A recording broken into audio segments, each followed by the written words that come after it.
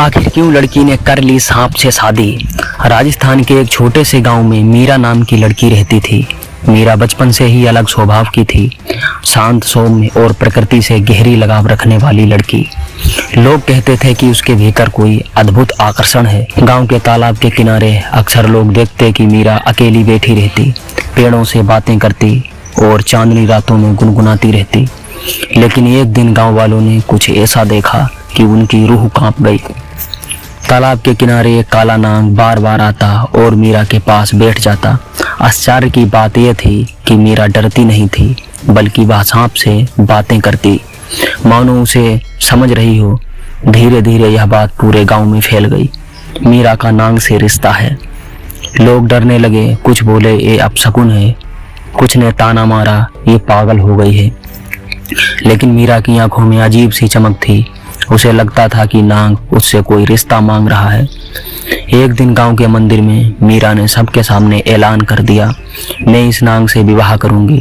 यह कोई साधारण जीव नहीं, बल्कि देवता का रूप है।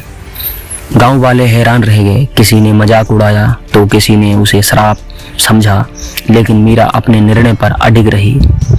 पंडित ने मना किया, यह धर्म है लड़की, मेरी बात मान जा।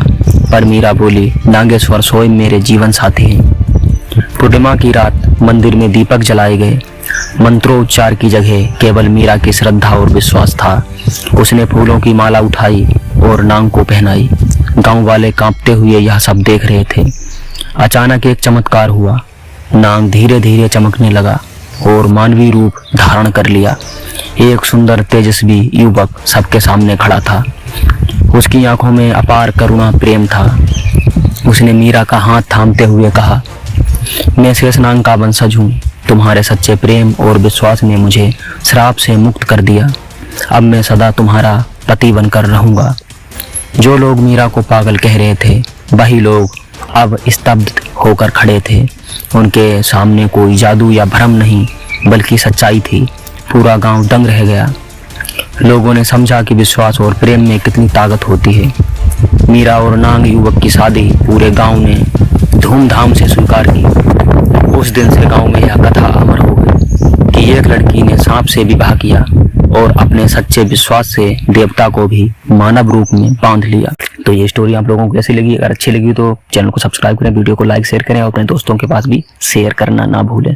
तो मिलते हैं नेक्स्ट वीडियो में।